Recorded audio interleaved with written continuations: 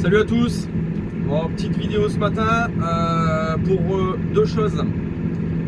La première, vous remercier parce que j'ai posté la vidéo labour hier après-midi et c'est la première fois que ça m'arrive. On est presque à 8000 vues et peut-être plus de 200 likes. Donc c'est vraiment une grande fierté pour moi parce que ça y est, je me rends compte que pas mal de gens commencent à me suivre et je trouve ça plutôt cool et ça me motive à continuer dans les vidéos, montrer ce que je fais.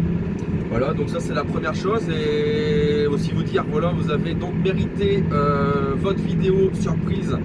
Donc ce week-end, je vous ferai une vidéo spéciale pour présenter le nouveau matériel que j'ai acheté. Chose que je vous avais promis la semaine dernière, mais n'ayant pas atteint les 3000 likes avec mon tour de plaine, et ça j'y reviendrai après pour la deuxième chose, du coup je ne l'ai pas faite. Mais donc là maintenant je vous la promets pour ce week-end, je vous ferai une petite présentation du nouveau matériel neuf qui est arrivé à la maison depuis à peu près un mois maintenant. Voilà. Alors deuxième chose, je fais des vidéos pour montrer ce que je fais chez moi, ce qui est valable chez moi et bon pour moi à mon sens ne l'est peut-être pas ailleurs. Donc les commentaires sur la vidéo labour, ça m'a donné envie de rebondir avec une vidéo là maintenant pour dire que mon but n'est pas de monter une technique culturelle sur une autre ou de les opposer. Je ne veux pas opposer les laboureurs, enfin les gens qui labourent au TCS, au semi-direct. Chacun a ses problématiques sur son exploitation, problématiques agronomiques et problématiques économiques. Et ce sont deux choses qu'il faut savoir équilibrer et mettre ensemble, et aussi on a chacun ses convictions. Voilà, moi j'ai mon avis sur le labour. J'étais quelqu'un qui adorait le labour depuis j'ai 35 ans et j'ai toujours labouré jusqu'à il y a quelques années.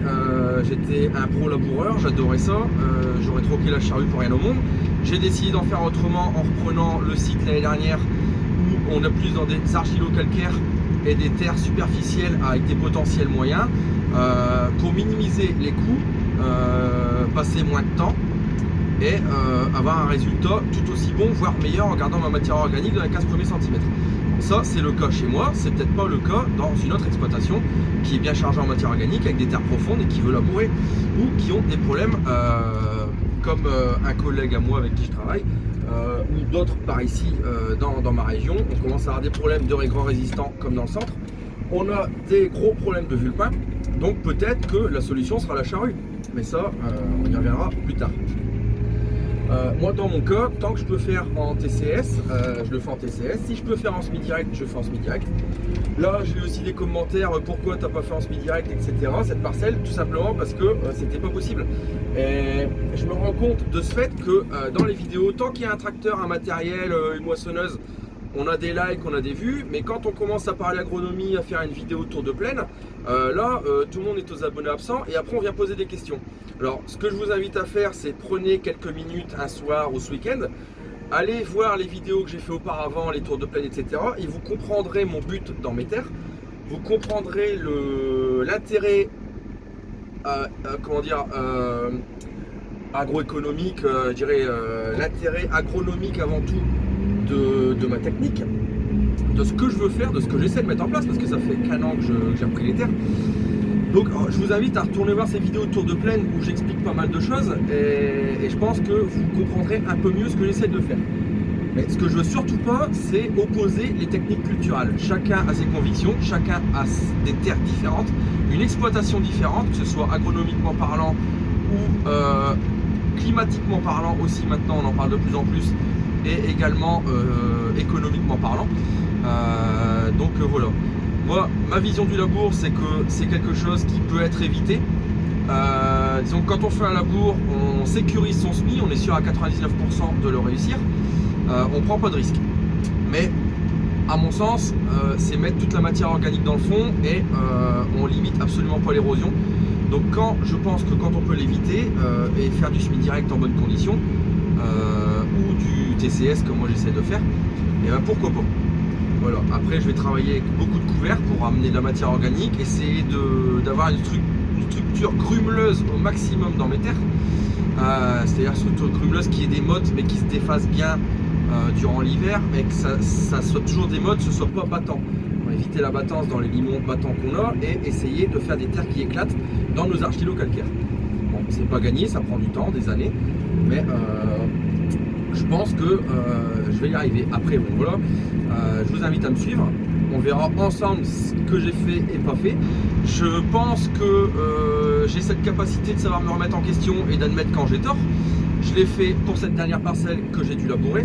Alors le terme, il a dû reprendre la charrue, merci bien. J'ai dû reprendre la charrue, c'est pas vraiment le terme. J'espérais pouvoir faire autrement. J'espérais pouvoir garder cette structure qui n'avait pas été retournée depuis 12 ans. Tout simplement. J'ai pas eu le choix, j'ai labouré, je redémarre sur une autre base et on verra l'an prochain ce que ça fera. Peut-être que je me remettrai encore en question, mais de toute façon, l'agriculture, c'est une éventuelle. C'est toujours se remettre en question, chercher à faire mieux, économiquement parlant, agronomiquement parlant, chercher à améliorer, et on passe toute notre carrière à chercher à faire mieux, à chercher à ne pas reproduire les erreurs du passé, à s'améliorer. Voilà, donc ce que je voulais dire, c'est voilà, vous êtes les bienvenus sur ma chaîne.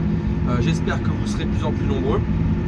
Et je ne veux pas opposer les techniques, je respecte ceux qui labourent. J'étais moi-même un peu un pro de la charrue parce que j'adorais cet outil et j'adorais passer du temps à la régler. Maintenant voilà, je fais différemment, mais je continue à labourer parce que vous avez vu, je vous avais pas dit depuis le début de la vidéo, mais à l'arrière j'ai une nouvelle fois la charrue et j'ai récupéré mon bon T154 vert et je suis en train de labourer 18 hectares pour un client.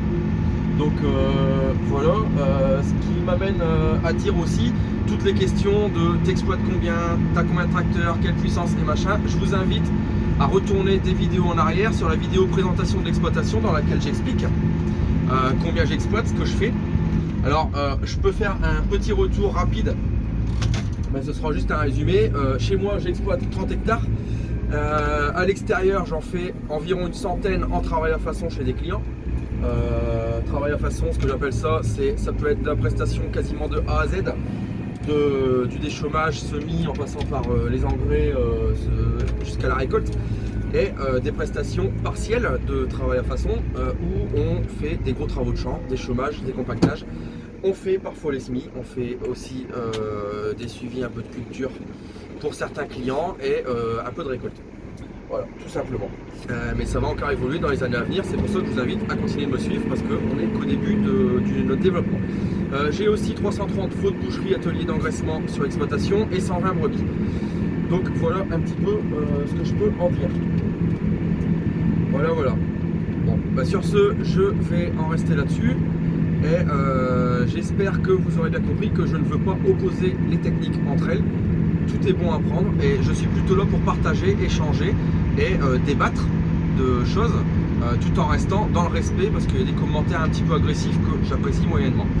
Voilà, sur ce, je vous dis à dans 2-3 jours ce week-end pour la vidéo présentation de mon nouveau matériel. Juste une petite indication, c'est de la marque Josquin et vous en saurez pas plus, je vous invite à me rejoindre ce week-end. Allez, ciao, bye, bonne journée.